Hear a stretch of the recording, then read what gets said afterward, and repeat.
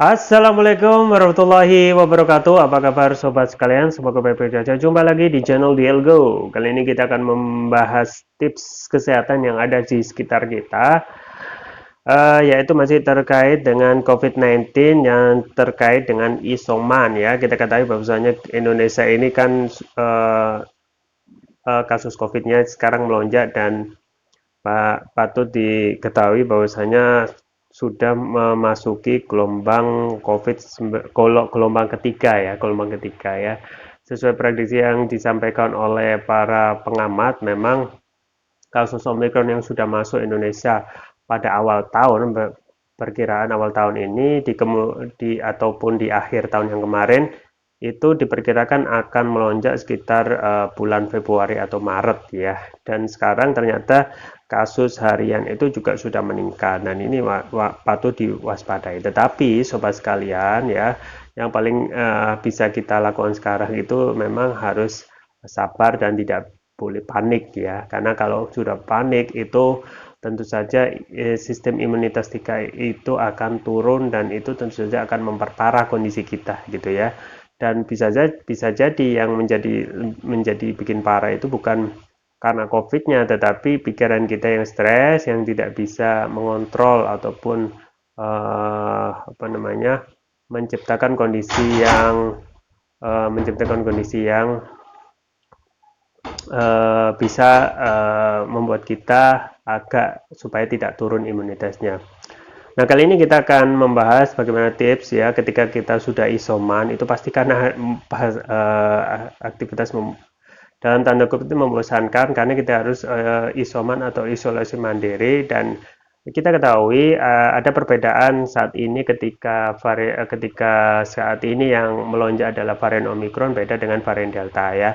Varian Delta dulu awal-awal itu kan memang belum ada apa namanya belum terlaksana vaksin dosis kedua, tetapi saat sekarang kan vaksin dosis kedua itu sudah hampir sudah mayoritas masyarakat itu sudah vaksin dosis kedua dan otomatis kondisinya lebih baik daripada sebelumnya ya.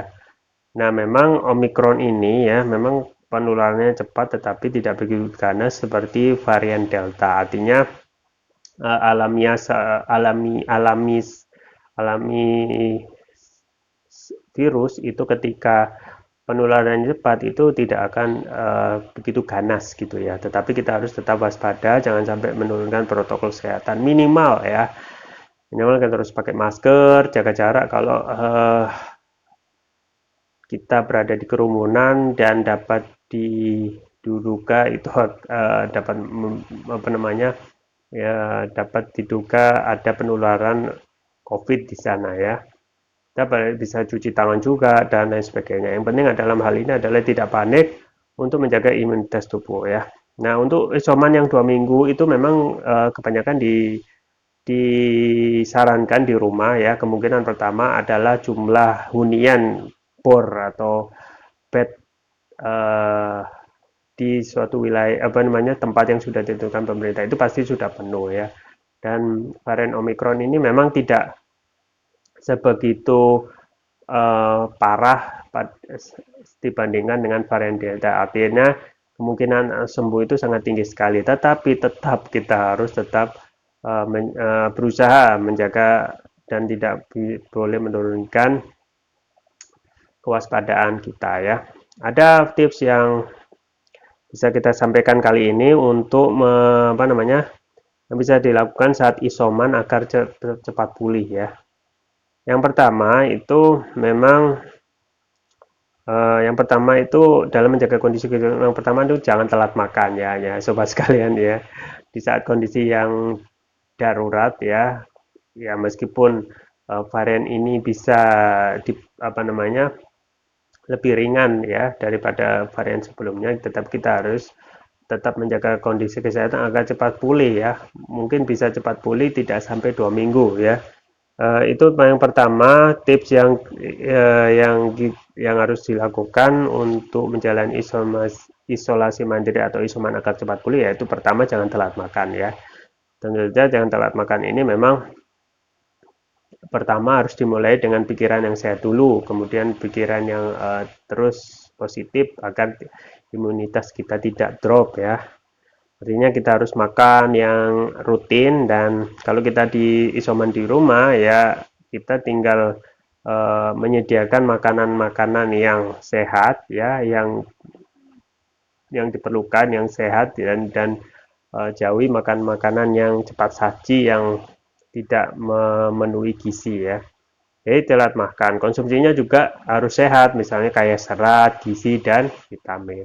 Itu yang pertama, jangan telat makan. Ini yang dilakukan ketika kita isoman agar cepat pulih. Yang kedua adalah aktif bergerak ya, sobat sekalian. Ketika kita sudah isolasi mandiri di rumah, kadang kita juga bingung apa yang harus kita lakukan ketika kita di rumah dan kita di kamar dikunci ya, tidak bisa beraktivitas bebas. Tetapi yang bisa kita lakukan adalah minimal kita harus tidak boleh diam ya, harus aktif bergerak di kamar itu dengan melakukan gerakan-gerakan kecil, misalnya jalan-jalan di dalam ruang kamar, atau ya yang intinya harus ada bergerak, dan jantung ini bisa berdetak untuk mengalirkan aliran darah ke seluruh tubuh ya.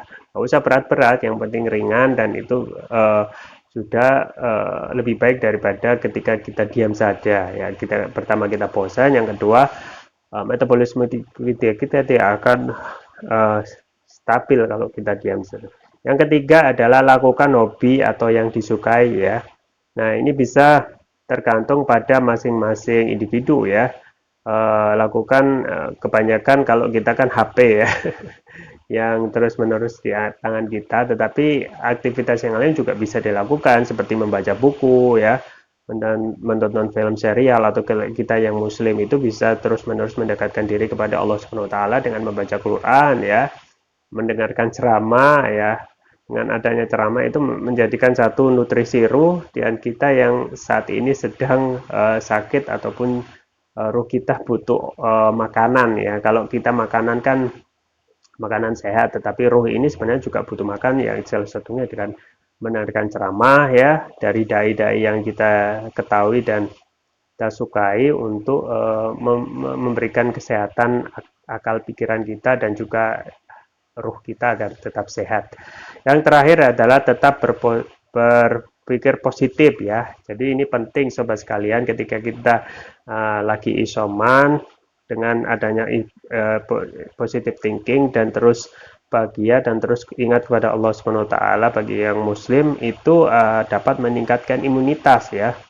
Nah, itu bisa dilakukan salah satunya tetap positive thinking, bahwasanya Allah Subhanahu wa taala akan terus memberikan kesembuhan bagi hambanya ya. Itu juga bisa diiringi dengan terus staying touch ya, terus berkomunikasi dengan keluarga, saudara melalui media sosial, di video call, dan itu akan insya Allah akan memberikan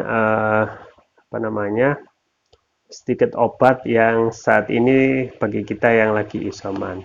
Dan selain yang tadi, saya juga menganjurkan untuk terus mengkonsumsi produk kesehatan yang sangat luar biasa, yaitu mengkonsumsi propolis ya. Propolis yang saya anjurkan yaitu Turkish Propolis ya.